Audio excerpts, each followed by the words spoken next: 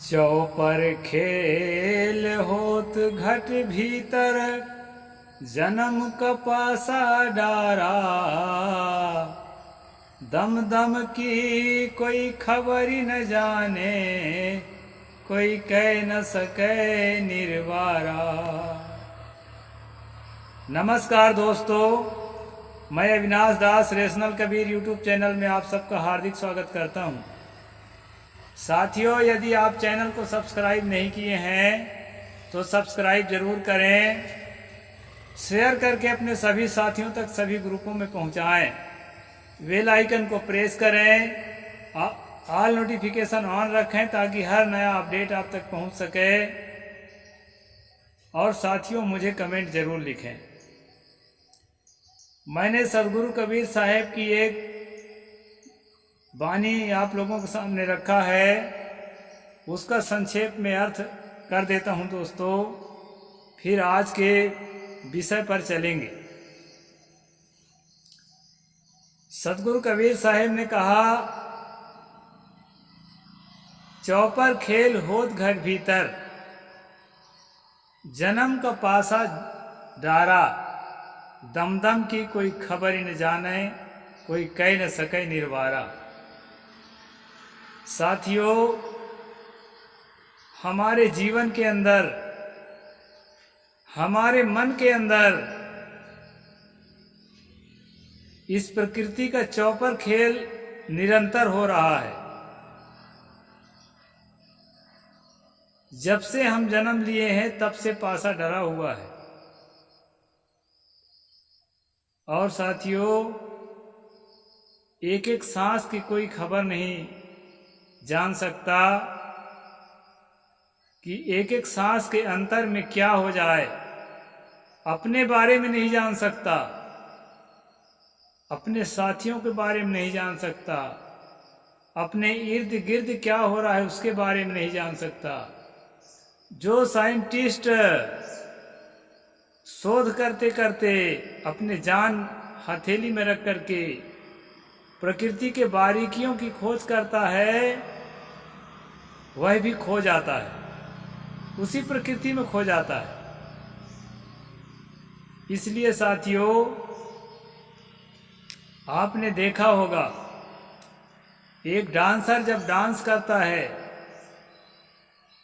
तो उस तर्ज के साथ, उस धुन के साथ तन्मय हो जाता है, डूब जाता है। यदि डूबेगा नहीं, तन्मय नहीं होगा तो ठीक से डांस नहीं कर सकता। एक खिलाड़ी जब खेल के मैदान में उतरता है तो खेल के साथ जिस किरदार में रहता है उस किरदार के साथ तन्मय हो जाता है। और जो जितना तन्मयता से काम करेगा उतना ही शानदार प्रदर्शन करता है। दोस्तों, ये सब क्या होता है? ये हमारे शरीर के और मन के एक, कहना चाहिए कि एक संबंध है। यानी कि जैसे नमक और पानी का मैंने उदाहरण दिया, नमक और पानी जैसे घुल जाता है। आप एक मछुआरा को देखे होंगे कि वो रास्ता चलता है, रास्ता चलते चलते जाल बुनता है, और कहाँ गांठ लगाना है, कहाँ क्या करना है, कितना खींचना है, वो कुछ नहीं देखता। वो सिर्फ रास्ता को देखता है, लेकिन जाल भी बुनता चलता है। दोस्तों, जब धुन बन जाता है आदमी का, इसको हम कबीर पंथ में अध्यास कहते हैं। जब धुन बन जाता है तो उसको देखना नहीं पड़ता, शरीर जो है ना उसी धुन में तन्मय होकर अपने आप काम करने लगता है, अभ्यस्त हो जाता है। इसी प्रकार दोस्तों, जो लोग ब्रेन वॉश करने के अभ्यस्त हो गए हैं, जनता को उल्लू बनाने के अभ्यस्त हो गए हैं, वो जनता के अंदर ऐसा विश्वास डालते हैं, ऐसा विश्वास डालते हैं कि जनता उसके अंदर की बात ही नहीं समझ पाता है। उसे लगता है कि स्वामी जी, महाराज जी, सरकार जी बहुत सही कह रहे हैं। अभी आप देख रहे हैं, ऑस्ट्रेलिया जो एक छोटा सा देश है, इंडिया उसके सामने जो है कई गुना बड़ा देश है। अभी अब चारों खानी चित्त करके चल दिया, आप देख रहे हैं। और उसके लिए इतना नाटक, इतना नौटंकी, पूरे देश में पूरे जनता को जो है, अगर उस समय हम बोलते ना, डंडा लेकर खड़े हो जाती। कौन? वो कर्मकांडी नहीं खड़ा होता, उसके फॉलोअर्स खड़े हो जाते कि तुम हमारे धर्म के खिलाफ बोलते हो। दोस्तों, आपने अपने आंखों से देखा है, पूरे देश में यज्ञ हवन चल रहा था, जैसे कि किसी दो देशों के बीच में युद्ध चल रहा हो, उसको जिताना है अपने देश को। पूरे देश में यज्ञ हवन चल रहा था, केवल छत्तीसगढ़ में थोड़े। और जो ज्योतिषी थे और जो भविष्य वक्ता थे, इस समय बहुत प्रसिद्ध है, वो क्या कहते हैं, धीरेन्द्र शास्त्री, बागेश्वर धाम वाला, वो भी भविष्यवाणी कर दिया, पर्ची लिख दिया कि अब की पारी इंडिया का है। लेकिन दोस्तों, उसका गुरु महाराज भी जो नेत्र बाधित है, दृष्टि बाधित है, क्या नाम उनका, रामभद्राचार्य, वो भी जो है ना, अभी राज्यों में जो चुनाव हुआ है उस पर जो है भविष्यवाणी कर रखा है कि मोदी और मोदी के चेले ही आएंगे, दूसरा कोई नहीं आएगा। देखते हैं अभी 3 दिसंबर को क्या होता है।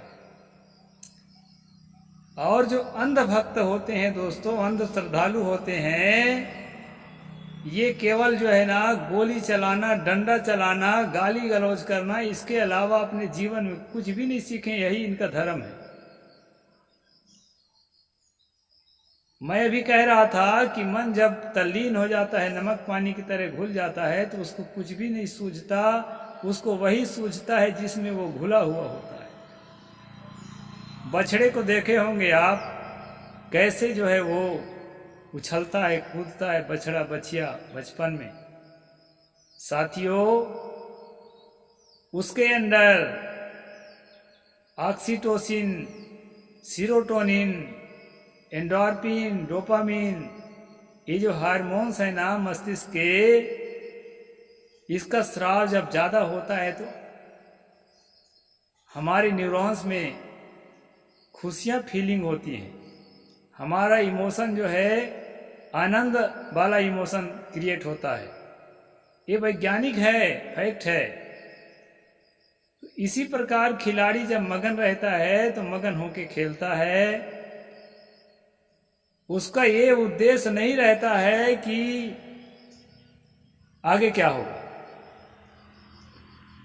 खिलाड़ी हैं, अच्छा प्रदर्शन किए हैं, उनके प्रदर्शन के लिए उनको धन्यवाद देना चाहिए। हारे हैं तो भी धन्यवाद देना चाहिए, उन्होंने खेला है। और दूसरी बात, खेल खेल होता है। अभी हमारे छोटी छोटी जातियों के घर के बेटियां गोल्ड मेडल ले लेकर के आई है। वहां तो आरक्षण नहीं है, कहते हैं कि नहीं आरक्षण से आगे बढ़ रहे हो, आरक्षण से आगे बढ़ रहे हो। अभी ये बिना आरक्षण वाले क्यों धराशायी हो गए। साथियों, खेल, मैं भी क्रीड़ा परिसर में था अपने स्टूडेंट लाइफ में, तो हमें खिलाड़ी भावना सिखाई जाती थी। खिलाड़ी भावना, जैसे बच्चा जो है ना उमंग में आके, तरंग में आके खेलता है, एक युवा को, एक जवान को भी खेलते समय उसी भाव में रहना चाहिए। खिलाड़ी हैं, हार जाए तो ठीक है, हर रोज जीतते रहेंगे का? हार जाएंगे तो खुश रहना, जीत जाएंगे तो खुश रहना, और अपने प्रतिद्वंदी खिलाड़ियों से गले मिलना, हंसते हुए उनसे हंसी विनोद भी करना कि अगले बार आपको पछाड़ेंगे हम। वो भी कहेगा अरे अगले बार भी देखना। ऐसे मौज करते हैं। ये खेल, ये कोई झगड़ा नहीं है, ऑस्ट्रेलिया की जगह अगर पाकिस्तान होता तो पता नहीं क्या हो जाता। यहाँ के सारे जो मुसलमान हैं ना, उनके ऊपर टूट पड़ते लोग कि तुम जयकार करते हो जीतने वाले का। हो सकता है वो जयकार भी करते हों। जिस तरह एक ब्राह्मण के सफलता से दूसरे ब्राह्मण के हृदय में खुशियों की गुलगुदी पैदा होती है, एक यादव की सफलता से दूसरे यादव के अंदर खुशी की गुलगुदी पैदा होती है, क्योंकि ऐसा मान रखा है आदमी कि मैं इस वर्ग का हूँ और मेरे वर्ग का कोई आदमी जो है आगे बढ़ गया, कितना अच्छा नाम कमाया, उसको खुशियाँ होती है। यदि यही खुशियाँ एक मुसलमान की सफलता से दूसरे मुसलमान को हो रही है तो ये आश्चर्य करने की बात कहाँ है। दोस्तों, दमदम की कोई खबर न जाने कोई कह न सके निर्वारा। सदगुरु ने कहा एक एक सांस का कोई खबर नहीं जाने किस समय क्या घटना घटने वाली है। पॉजिटिव घटना घटते घटते निगेटिव घटना घट जाती है, निगेटिव घटना घटते घटते सौभाग्य उदय हो जाता है। कहाँ भुलाए हैं आप। सबसे ज्यादा तो इन लोगों को सोचना चाहिए जो झूठी अभी इसकी भविष्यवाणी अगर सही निकल जाती ना बागेश्वर धाम के, तो पूरे देश के लोग जो है ना उसको भगवान आधा तो बनवा ही चुके हैं, उसको पूरा विष्णु ब्रह्मा और शंकर क्या क्या कहते हैं ना उसके भी सिर पर बैठा देते। देखो इतना बड़ा भगवान है और झूठ निकल गया तो चलो भाई खेल है, झूठ निकल गया। जग्गी बसदेव जो अपने को सतगुरु लिखता है, खिलाड़ियों से खूब घुल मिल के बैठने उठने वाला आदमी, कहाँ छुपा है। दोस्तों, सारा धर्म ढकोसला है। कोई कोई कहते हैं कि मलेच्छ लोग हैं वो, ऑस्ट्रेलिया वाले मलेच्छ वलेच्छ नहीं है, वो लोग नास्तिक लोग हैं, वो किसी धर्म को नहीं मानते। ऑस्ट्रेलिया में धर्म वरम जो है मानने वाले बहुत कम लोग बचे हैं। वहाँ जो है सब रैशनल हो गए हैं और ये ढकोसला से मुक्त हो गए हैं और खेल को खेल की तरह जीतते हैं। हारते भी ना तो हंसते हुए गए होते। हार के हंसो, गमों की दौर भी आए तो मुस्कुरा के जियो, न सर झुका के जियो न मुंह छुपा के जियो। फिल्मी गाना सुने ना आप लोग।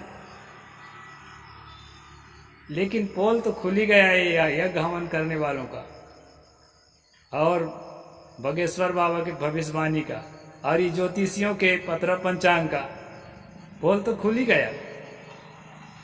तो साथियों, इसीलिए मैं रोज चेताता हूं। अब ये इस अवसर पर मैं जानबूझ करके वीडियो में आप लोगों को बताना चाहता हूं कि जो दिन रात मैं कहता हूं कि ये ढोंग से ढकोसला से, ये सो कॉल्ड जो है रिलीजन से, अफीम के गोला से अपने आप को मुक्त करो, इसके नशे में धुत मत रहो। धर्म वरम कुछ नहीं होता है। देवी देवता ईश्वर परमात्मा कहीं कोई नहीं बैठा है। कोई भविष्य को नहीं जान सकता है। एक भविष्यवाणी की कहानी मैंने विवेकानंद की किताब में पढ़ा था, उसको बता दूं संक्षेप में। एक भविष्य वक्ता आया, वो बहुत प्रसिद्ध था, खूब पैसा कमा रहा था और जगह जगह जो है उसके सभाएं लगती थी। तो उस देश के राजा को पता चला कि एक भविष्य वक्ता है। उसके मंत्री को पता चला तो मंत्री अपने राजा साहब को बताया। तो राजा साहब मंत्री से कहे, अरे तुम पढ़े लिखे आदमी बेवकूफ बन रहे हो, आम जनता तो आम जनता है। तो कहे नहीं राजा साहब कुछ तो है, तभी वो जानता है भविष्य को। तो राजा साहब बोले चलो भाई जब कुछ है तो बुला लो, हम भी दिखवा लेंगे अपना भविष्य। तो मंत्री जी संदेशा भेज दिया उस भविष्य वक्ता को और संदेशा भेजने के बाद दोस्तों वो भविष्य वक्ता इतना खुश हुआ, इतना खुश हुआ, वो सोच रहा था कि ये गरीबों के मजदूरों के भविष्य देख देख के मुझे 100 रुपया 200 रुपये मिल रहा है, अगर राजा के भविष्य देखूंगा ना तब तो मुझे जो है एक ही दिन में, जैसे कृष्ण जो है सुदामा को एक ही दिन में माला माल कर दिया था, वैसे मेरे माला माल कर देगा। ऐसे सोच के जो है बहुत खुश हुआ, फूला नहीं समाया। जब राज दरबार में आया तो राजा ने सिपाहियों से कहा, इस आदमी को पकड़ के बांधो और 10-10 कोड़ा की पिटाई करो। सिपाहियों ने वैसा ही किया। भाई आज्ञा तो आज्ञा है। उस आदमी को पकड़ के बांधे और 10-10 कोड़ा की पिटाई कर दिए। और पिटाई करते समय वो बोलता था कि भैया मैं कोई चोर नहीं हूँ, मैं कोई बदमाश नहीं हूँ, मैं एक भविष्यवक्ता हूँ, मेरे साथ ऐसा क्यों कर रहे हैं आप लोग। तो साथियों, राजा साहब कहा अब मारना बंद करो, मेरे सामने खड़े करो। मारना बंद किए और राजा साहब के पास जब खड़े किए तो राजा साहब ने पूछा, तुम कौन हो, बोलो। तो वो बोल रहा था, मैं भविष्यवक्ता हूँ। राजा साहब ने कहा, अरे तुम भविष्यवक्ता हो, तुम्हें अपना भविष्य पता नहीं था कि जहां मेरा बुलवा हुआ है वहां पिटाई होगा। अपना भविष्य नहीं जान सके, मेरा भविष्य बताने आए हो तुम। भाई पहले बुलवा किया गया तो उसके बाद ये भविष्य काल है ना जहां पिटाई हो रही है, अपना भविष्य नहीं जान सके। तब फिर वो शर्म से पानी पानी हो गया। दोस्तों, ये कहानी है, स्वामी विवेकानंद की किताब में पढ़ा था मैं। खास बात मैं बताना चाहता हूँ कि ये अभी वाले भविष्य वक्ताओं का क्या होगा जो कह रहे थे कि नहीं इंडिया इंडिया इंडिया का नंबर है। हमें कोई गम नहीं है, खिलाड़ी भावना को हम जानते हैं, हम कीड़ा परिसर में रहे हुए खिलाड़ी हैं। इंडिया जीते तो खुश हो, इंडिया हारे तो खुश हो। जो जीते हैं उनको बधाई दो। भाजपा जीतती है तो कांग्रेस के लोग बधाई नहीं देते क्या? कांग्रेस जीतती है तो भाजपा के लोग बधाई नहीं देते क्या? अपनापन रखो, ढोंग मत करो। वसुधैव कुटुंबकम वसुधैव कुटुंबकम सर्वे भवन्तु सुखिनः, ये ढोंग है, इसको जीवन में उतारो। जो जीते हैं वो अपने हैं, जो हारे हैं वो अपने हैं, कौन पराया है यहाँ। तो धर्म का ढोंग नहीं करना चाहिए, भविष्यवाणी का ढोंग नहीं करना चाहिए। ये ढोंग जो है ना, पोल पट्टी खुल ही गई और इसी तरह पोल पट्टी खुलती रहेगी। और मैं रोज अपने लोगों को बताता हूँ कि ये पतरा पंचांग के चक्कर में, ये झाड़ फूंक के चक्कर में, ये तंत्र मंत्र के चक्कर में, ये बाबा बाबियों के चक्कर में और तमाम तरह के कर्म कांडों के चक्कर में मत पड़ो दोस्तों। रेशनल बनो। सदगुरु कबीर साहब रेशनल बनने को कहा। तंत्र मंत्र सब झूठ है, मत भर मोचक खोय, सार शब्द जाने बिना कागा हंस न हो। तो कौवे से हंस बनना है तो सार शब्द को समझो, सदगुरु कबीर साहब की निर्णय वाणी को समझो और निर्णय वाणी को समझकर सच्चा कबीर पंथी बनो। देश को कबीर में बनाओ, रेशनल बनाओ, तर्कशील बनाओ, वैज्ञानिक सोच वाला बनाओ। इसके लिए मैं वीडियो बनाता हूँ। साथियों, मैं भविष्य वक्ताओं के पोल खोलने के लिए मैं ये सब कह दिया हूँ। मेरे से किसी का नफरत नहीं है और न मैं किसी के दिल दुखाना चाहता, लेकिन झूठ को झूठ की तरह मेरे लोग समझें, इसको स्पष्ट करने के लिए मैंने वीडियो बनाया। अब आज मैं इतना ही कहूँगा। साहेब बंदगी, जय जोहार, जय भीम, नमो बुद्धाय, जय भारत।